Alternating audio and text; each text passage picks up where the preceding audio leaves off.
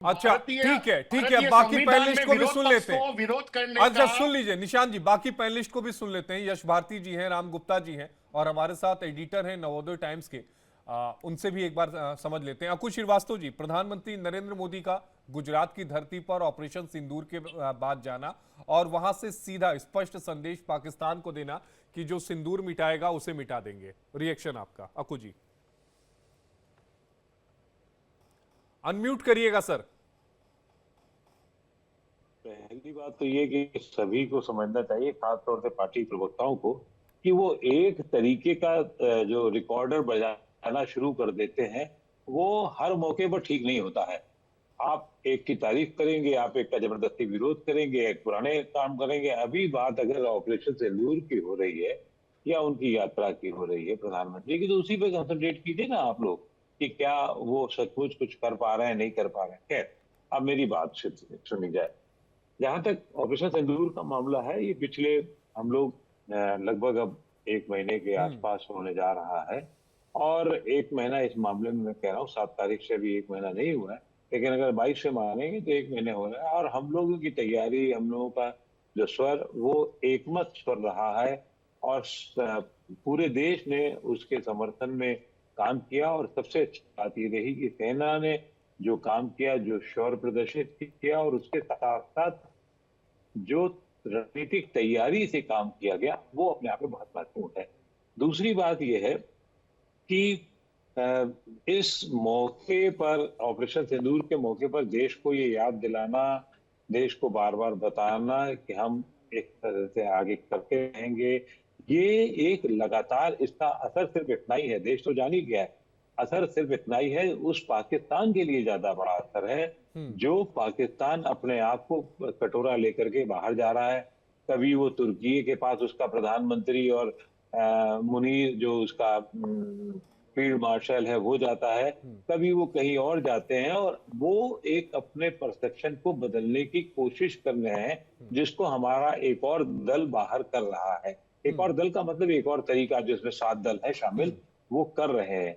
तो ऐसी स्थिति में हम अपना काम, हमारी सेना, सरकार कर रही है। मुझे नहीं लगता कि इसमें बहुत ज्यादा खामियों की जरूरत है, या ये कि सिर्फ पुरानी बात करना। दूसरी चीज, एक चीज आपको और समझनी चाहिए, इस मौके पर आप ये कहें कि साहब गर्मी से एक सिपाही मर गया, या दूसरा जो कहे कि सिर्फ जांच करा देंगे, ये भी बहुत मतलब अमानवीय बात है।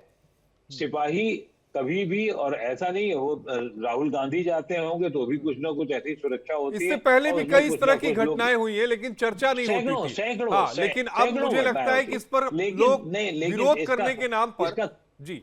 इसका कोई मतलब नहीं है इस तरीके की बातचीत करने का। हम्म। और इस लिहाज से दूसरी चीज, ये किस अक्लमंद ने कह दिया है कि साहब एक इंडिविजुअल मारा जाएगा तो उससे आतंक खत्म हो जाएगा?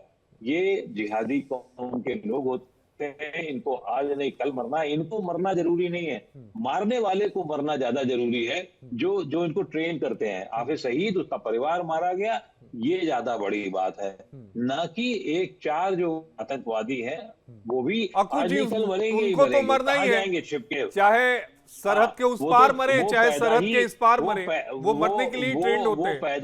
हाँ। वो पैदा ही मरने के लिए होते हैं, इसलिए उनको मारा जाना कोई एक बड़ी बात नहीं है। उनको कोई ना ही कोई सवाल है, सवाल उसकी जड़ पर है, जिस पे काम किया जाना चाहिए। और मुझे लगता है कि अभी फिलहाल, अभी तक जो सरकार जिस दिशा में काम कर रही है, वो सबसे जरूरी बात है मिलिट्री को मजबूत करना। आज आने वाला युद्ध जो है, आने वाले जो दिन जो है, वो अभी इलेक्ट्रॉनिक वॉरफेयर के तो चल ही रहे हैं, जिसके बारे में बहुत सारे नेता अभिनेता नहीं जानते होंगे।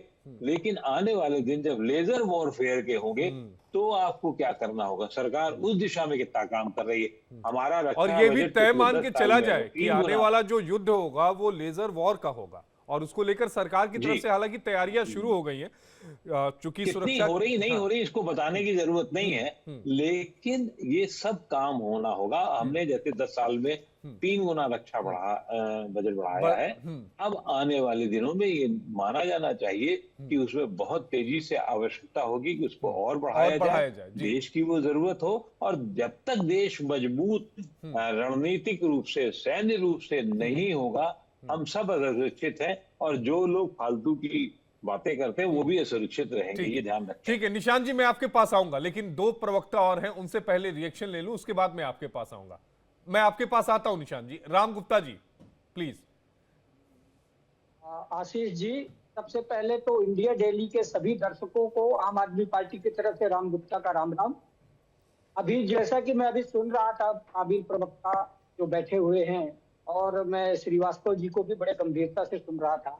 मैं सिर्फ इतना ही कहूंगा कि मोदी जी ने एक नई फिल्म लॉन्च करी है, और उस फिल्म का नाम है सिंदूर के सौदागर। इस फिल्म में हीरो मोदी जी हैं, विलेन भी मोदी जी हैं, और कॉमेडियन भी मोदी जी हैं। लेकिन इससे बड़ी बेशर्मी की बात यह है कि मोदी जी ने बेशर्मी की सारी अरे राम गुप्ता जी, आप प्रधानमंत्री के बारे में बोल रहे हैं, आप एक राष्ट्रीय पार्टी के प्रवक्ता हैं, कम से कम शब्दों का तो देख लीजिए। आप एक राष्ट्रीय पार्टी के प्रवक्ता हैं राम गुप्ता जी, आप प्रधानमंत्री के बारे में बोल रहे हैं।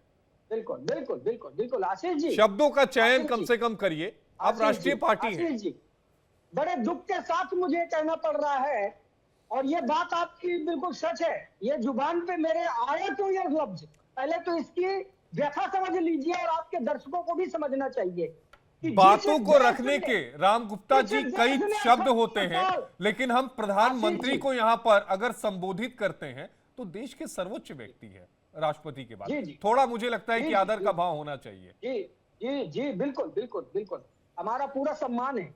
लेकिन 78 साल में जिस 72,000 वर्ग किलोमीटर की हमारी जमीन, जिसका नाम पीओके है, जिसका सपना दिखाया गया था 2024 लोकसभा चुनाव में, इनके बड़े दिग्गज नेताओं ने, खुद स्वयं प्रधानमंत्री जिन्हें कहा था कि 6 महीने बाद, तीसरी बार प्रधानमंत्री बनने के 6 महीने के अंदर अंदर पीओके भारत का हिस्सा होगा। हमारी छाती गर्व से फूले नहीं समा रही थी। वो मौका 2025 में आया था पहलगाम हमले के बाद, जब हमारे 26 मासूम लोगों को इन पाकिस्तानी मच्छरों ने आकर के 250 किलोमीटर अंदर आकर के मारा, और मारने के बाद चले जाते हैं। इसके बाद पूरा देश, पूरा विपक्ष प्रधानमंत्री नरेंद्र मोदी जी के साथ था। हमें लग रहा था कि 19 अरे तो राम गुप्ता जी कार्रवाई तो हुई ना, ये पीओके को वापस लेने की कार्रवाई थोड़ी ना थी। बिल्कुल बिल्कुल बिल्कुल आशीष जी, मैं आता हूं आपकी बात पे। हमारी सेना ने 21 उन पाकिस्तानी मच्छरों के ठिकानों को चिन्हित किया, जिनमें से 9 ठिकानों को हमारी सेनाओं ने तबाह कर दिया। बाकी 12 बचे पाकिस्तानी मच्छरों के ठिकाने थे, उनको तबाह करने वाले ही थे, और पीओके हमारे हाथ आने वाला था। लेकिन उसी अरे पीओके ऐसे हाथ नहीं आएगा राम गुप्ता जी, इंटरनेशनल इश्यूज है। अरे ठीक है, बहुत सारी चीजें देखनी पड़ती हैं। हम दुनिया की इस समय चौथी इकोनॉमी है, हम रूस और यूक्रेन की तरह वॉर में अपने आप को नहीं झोंक सकते। बात को समझिए, अगर वॉर में झोंके होते तो चौथी सबसे बड़ी इकोनॉमी नहीं बनते। मैं ठीक है आता हूं राम गुप्ता जी। यश भारती जी प्लीज। आशीष जी, आपने कहा देश के प्रधानमंत्री की जब बात होती है तो सम्मान रखना चाहिए, तो ये सम्मान बनाए रखना क्या विपक्षी पार्टियों का है या नागरिकों का जिम्मेदारी है? प्रधानमंत्री की स्वयं की जिम्मेदारी नहीं है जिस पद पर बैठे उसकी गरिमा बनाए रखें, उसका मान सम्मान बनाए रखें। नोटबंदी जैसे कड़े फैसले लिए गए थे, देश का कौन सा नागरिक था जो बैंक की लाइन में नहीं लगा था, जिसके जेब में रखे हुए पैसे बर्बाद हो गए थे?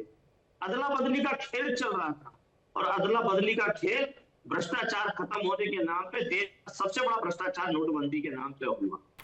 उस पर किस पे कार्रवाई हुई? काले धन वालों के तो सारे काले धन गोरे हो गए, लेकिन बेचारा गरीब और गरीब हो गया, लाइनों में लगा रहा। जो रोजगार की तलाश में जाता था वो बैंकों की लाइन में लगा रहा। आतंकवाद खत्म हो जाएगा, अच्छे दिन आएंगे, लोगों के पास 15 लाख पहुंच जाएंगे, सारे वादों का क्या हुआ? यही तो प्रधानमंत्री की गरिमा थी। पुलवामा हमला होने के बाद देश ने सोचा था कुछ कड़े फैसले लिए जाएंगे, कुछ कड़े फैसलों कर दिया था। ये ये वाला मसला आ गया। इसमें भी बात आई कि दुनिया विदेश दौरा पे गए नरेंद्र मोदी जी, देश के प्रधानमंत्री हैं, उसको छोड़ करके देश के अंदर आगे कुछ बड़े फैसले लिए जाएंगे। लेकिन बड़े फैसले क्या? बिहार में जाके चुनावी रैली, और अभी भी चुनावी रैली, अभी भी मंच, अभी भी उत्सव। उन शहादतों का सम्मान कब होगा जो शौर्य हमारे सैनिकों ने दिया हुआ है, कि बलिदान हमेशा हमारे सैनिक देते रहेंगे। और आपने कहा आपके हिसाब से क्या करना चाहिए था यश भारती जी, आपके हिसाब से क्या करना चाहिए था जो प्रधानमंत्री ने नहीं किया? आप ही बताइए। मेरे हिसाब से नरेंद्र मोदी जी ने जो जनता के साथ में, आप मीडिया के साथ में वादे किए थे कि इंटरनेशनल प्रेशर कुछ नहीं होता, प्रेशर की ताकत तो हमारे पास है, तो प्रेशर का क्या हुआ? उस प्रेशर कुकर की हवा कैसे निकल गई? वो पंचर कैसे हो गया वो कुकर? वो किसने वादे किए थे, वो किसने दावे किए थे? वो विपक्ष में बैठ के किसी ने नहीं किए थे, वो यही प्रधानमंत्री नरेंद्र मोदी जी ने किए थे, जो दावे किए थे कि चीन को हम लाल आंखें दिखाएंगे। आज देश आर्थिक रूप से मजबूत हुआ है यश जी। हाँ, आर्थिक रूप से आश्रित हो गया चीन के ऊपर। व्यापार हो, दवाइयां हो, जिस भी चीज को देख लीजिए साबरमती के किनारे पर झुलाने का काम करते हैं। नहीं, दवाइयां हम एक्सपोर्ट करते हैं, बाकी चीजों के बारे में आप कह सकते हैं। चीज का जश्न बनाते हैं आशीष भाई। आशीष जी, मेरा ये निवेदन है, आप मीडिया के साथी जो बीजेपी कांग्रेस का खेल खेलते हैं, जब पैनल पे बैठा है तो कम से कम सबको भी बराबर का मौका मैं आपको सबको बराबर का मौका दे रहा हूं यश भारती जी, मैं हमेशा सबको बराबर का मौका देता हूं, मैं हमेशा सबको पूरा बोलने का मौका देता हूं। मेरा निवेदन उतना समय जाएगा ना, बोलिए, बात आ जाएगी, आप जितना सफाई पे बात करते हैं।